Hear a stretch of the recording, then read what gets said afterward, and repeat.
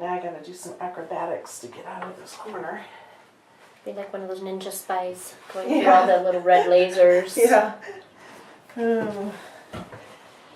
Okay, so starting with our agenda today, we will start out with the practice-based learning objective for Circuit 2.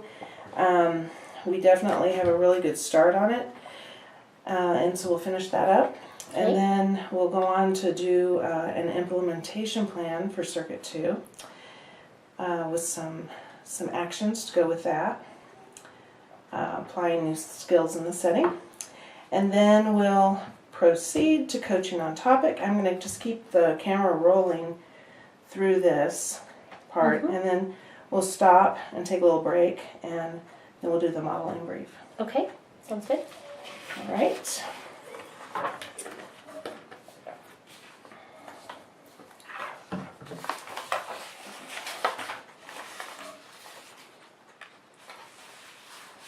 So what we will do is begin with the practice-based learning objective. And what we need to do with that is to make it a little tighter, more discreet, with more detail of how exactly what the strategy is going to look like. And so I'm providing a copy of the SMART method for our specific, measurable, attainable, results-oriented, and timely elements that go into that. So if you look at your professional development plan, and we have Rachel will read a scripted story about the morning transition from home to school in small group within 2 weeks in order to help children with transition difficulties for that daily routine. And I think the reason we came up with the 2 weeks was because we were thinking that it needed to be lined up with life coaching. I actually had it within 2 weeks after because we did it the same as the other one. 2 weeks after the modeling. Okay, and so what I have learned is that you can actually start doing this as soon as we have the rubric filled out. You can start doing this as soon as we're done with coaching on topic. And so that's where we're going to put in the details of how you want to do it, when you want to do it, how often, for the practice piece. And then, of course, I don't have to be there for those. I'm just going to be doing the same activities in the circuit with ultimately the life coaching and the peer-to-peer at the end. And this is a way for my circuit, it's scaffolding my learning. So it doesn't make sense to me that I would start before seeing you model to me how to do it. Okay. Does that make sense? Yeah. Saying you can go ahead and start doing this, and it's like, well, but the whole point is for me to learn how to do it with your help and assistance. Okay. And we can certainly do that. We can wait until the modeling takes place and when you feel comfortable working on it. So let's add some detail to this then. We might know by today which specific scripted story. So when we know what that scripted story is it going to be a one you write yourself, or is it, and you'll know more too after a little mini training, because you'll have more information on that, or it might be one that's been already developed. So we can add that in when we find that out. So we'll want to put, I'll just put name in parentheses. And then, so looking at the SMART method here, it's things like, who's involved, how many, who are the children, and how many, do you know? Would it be, say, 2 or 3, 3 to 5? I can give a number, but specific who's is going to be really hard because I have no idea who's going to be here on what days in the summer. Okay. And, attendance is going to be, Do you know if Axel will be coming? as far as I know, he should be. Okay. Yeah. So Axel But would this is be, supposed to be that universal second tier goal. well, and it can be for more than one child. It's a targeted. Targeted can be for one child or however many children are having that difficulty. So it sounded like you wanted to do a small group. Mm-hmm. So if you give yourself some leeway, like let's say, I'm going to go 5 to 6 Okay. children. 4 to 6, sorry.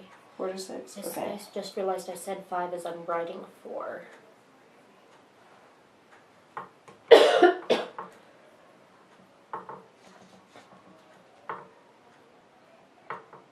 Okay. And so we already know how you chose Axel if he's one that who participates. How would you figure out which other ones are having that difficulty? Through observation and or asking the teacher. Okay. And if there's some difficulty at home, is there a way to find out who's having difficulty at home getting ready? Yeah, but that feels like a whole other circuit. Okay. For the amount of time I'm going to be here and stuff actually like involved with the kids, I think that would be. So you think that maybe That would the be harder. teachers might know some of the children who have those difficulties in the morning? Yeah, the ones who are coming crying. Okay. They're coming and they're crying. Okay. Then you know that there's a rough transition. Okay, so 4 to 6 children, and selected by teacher observation. Yeah, well, this isn't, my intent for this isn't to be, let me pick out the kids who are having a hard time and do this thing with them. I'm seeing this as being a more universal for everybody, just like I teach Tucker Turtle to everybody, not just kids who are having a hard time calming down by my observation or teacher report, Mm-hmm. I'm doing it with everybody because then I would take it to the next, a higher level for kids who are needing more individualization. So the kids who I'm going to be picking isn't going to just be kids who seem to have difficulties. It'll be more, who do I think is going to, who's going to be cooperative, who's going to have things to share, who's the kid with the positive experience. Because this is but targeted social emotional supports are all Tucker Turtle. They're all still things that we're teaching with everybody. It's just specifically teaching how to calm down, specifically teaching the safety rules. Where here we have them, we're talking about them. Here I'm doing a specific activity to teach them to everybody. Mm-hmm. So I see this as a specific activity to teach. So you think teach a group. You think it falls into this lower level? No, I think it falls into the green level, but I don't think that I think to have it in the green level, it's still everybody in the class. Everybody in the class is getting this, not just kids who are having a hard time. Okay, which sounds universal to me. Yes, universal teaching. And my understanding is that all targeted supports are still supposed to be taught universally to every kid. Okay. This is 100% of the class gets this. 100% of the class gets this. The top 2 to 5% need this. But everybody gets this. And sometimes some need something a little bit higher that might not quite be considered intensive, but I consider them to be intensive, and I know the way that they're defining it is different, but I've got 2% that don't need, you know, these really in-depth plans or something, but it might be, I'm going to make that little book just for this one kid for this one time. Okay, so the way I understand it is that not all children have difficulty in the morning. So there are specific strategies you can use with those children. You don't have to use them for all the children in the classroom, but for the selected few. Kind of like a child who has trouble transitioning from maybe cleanup to going outside, and you have the little picture cards, the little visuals. You don't have to do those visuals with every single child. It's that special targeted But where would you put a strategy. 5-minute timer? Is having the 5-minute timer and going around and telling every single kid, we've got 5 minutes to clean up. I see that as a targeted social support, not as an environmental thing. My environmental things are what I have on the wall, I'm talking nicely, and then the targeted social support are the extra things I'm doing. Some kids don't need that 5-minute timer, but I'm doing that for everybody because we know what you do for one benefits all. Are And you that's why we taping? do them. Hi. Yes. Oh, I'm Yes. sorry. No, that's okay. Can we pause Can it? I pause it for a second? Yeah. Okay. Well, that's a cute thing. I didn't know that sink would come in so handy. It's a perfect little prop there.